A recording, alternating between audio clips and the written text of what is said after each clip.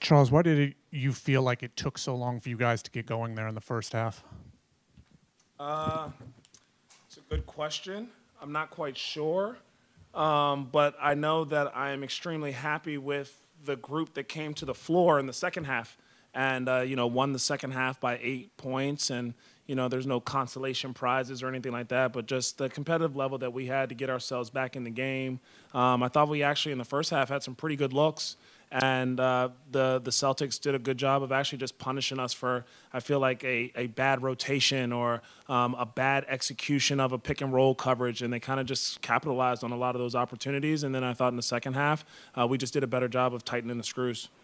I know you mentioned before the game and throughout the early part of the season, the defending without fouling has been an ongoing challenge for you guys. I know all the fouling is a little bit different. Do you see any sort of like common thread between some of the foul stuff and, again, it's, not having the centers obviously plays a role, I'm sure. No, I would just say it just comes down to competitive discipline. These guys are competing and they're working their tails off to fight through screens and to guard the ball. But while you're doing that, you now have to have that competitive discipline, even when it's hard, to stay down on a pump fake or not reach down or to trust the shift activity around you that they're going to come over and try to block a shot or get a deflection or something like that. So I would just say it's a little bit of discipline, a little bit of trust, and we did a better job in the second half, and we just got to keep growing in that area throughout the whole season. Pick up on those fouls. I guess Melo fouled out against the second street night for him. He had 2 early ones as well.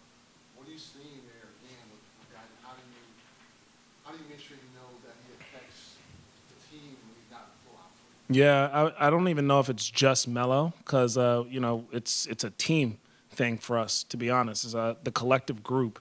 And so I think I talked about it in the pregame presser.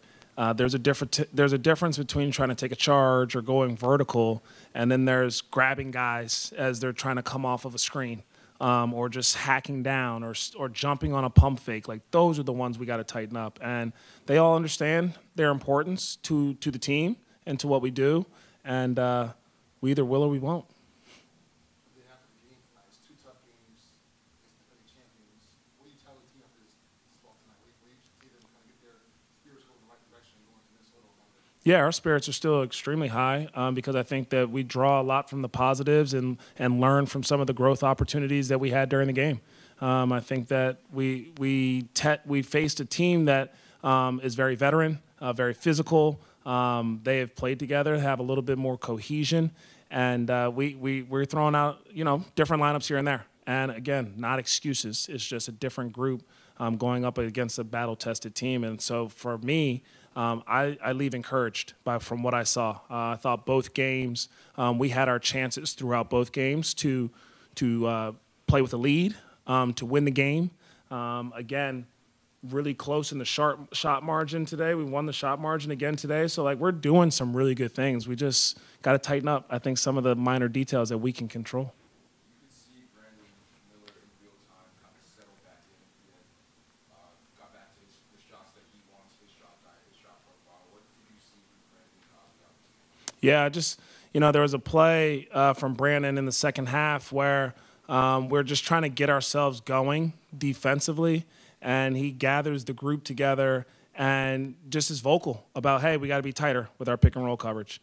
And so not only is he moving a little bit better and feeling his way back into the game, but I think you need that type of competitive spirit on the floor, somebody that's going to lead by example but also vocally, so that it's not always having to come from the coach. And so I just think that he helps uplift our whole group.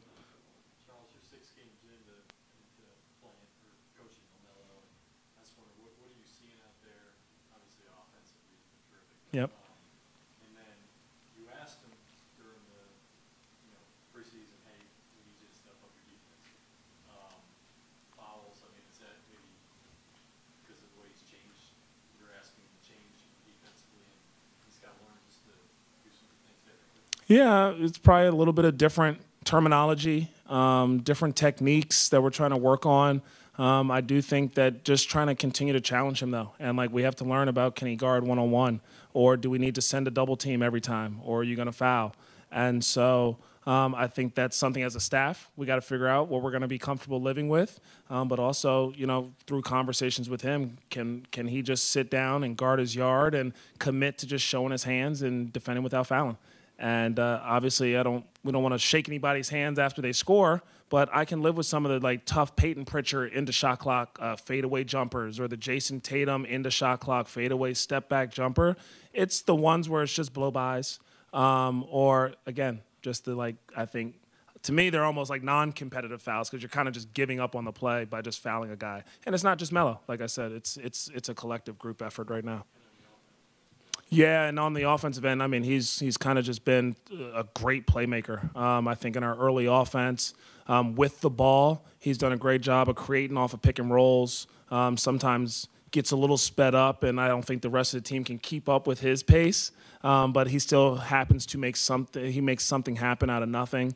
And then I think all his off-ball habits have improved. You're seeing him get a couple more catch-and-shoot threes because I think he's trusting Trey Mann to run a pick and roll, or he's trusting Brandon or Miles or whomever it may be. And so I think that he's kind of putting it together on both sides of the offensive side of the ball in terms of playing on the ball and off the ball.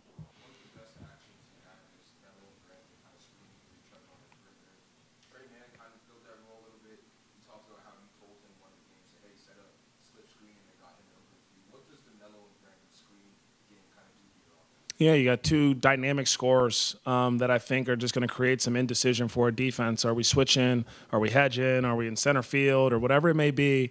And, Brandon gives you also the threat of being able to roll. So I think that adds another layer to his ability to either pop, roll, punish you in the mid-range, punish you at the rim, or punish you with threes. And so when you have two great playmakers and scorers involved in an action, I think it is a pretty successful thing for us.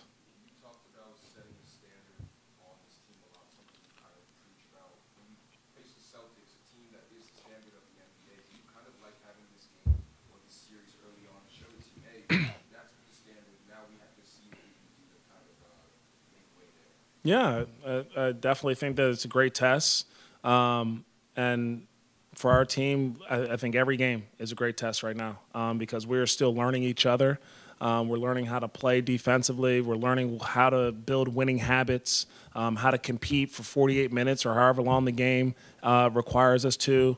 So I think every game is big for us to figure out, how do we establish sustained success here. Big free throw disparity tonight. You guys didn't attempt a free throw in the second half. Does that have to do with the lack of size out there, just the way offense flowed in the second half? Yeah. No thoughts. I think that that tells the story right there. We didn't get any free throws. I think that we have some guys that are driving the ball. We're playing against a team that switches a lot of pick and rolls, and they're just as physical in terms of how they steer and how they go into screens. And I think there's a little bit of a difference of how things are called when we are trying to steer or we are trying to read. There's less grace, there's less flexibility, however you want to say it. So, but no, it is what it is.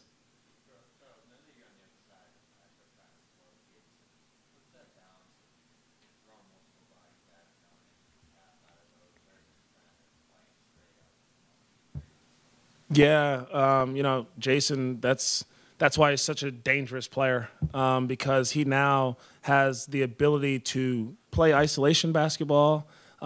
He is also trusting his teammates more and more in every situation. So now he's like a willing passer. I think he's always been capable, and now he's just even more willing to pass. And then he's got great players around him to also just be able to make plays. And so we had to find our balance of, are you going to let him play isolation in this situation versus this defender or versus a different defender? I know they have shooting out there, but we just don't want to see him get another field goal attempt. The other thing that I think he's done a great job of is just having more composure, more poise to him. You can see it now where, you hit him, you trap him, and he gets off of it, and you think you can deny him. And then now all of a sudden he's like moving without the ball to try to go backdoor and slash. And so he's just handling, I think, pressure a lot better.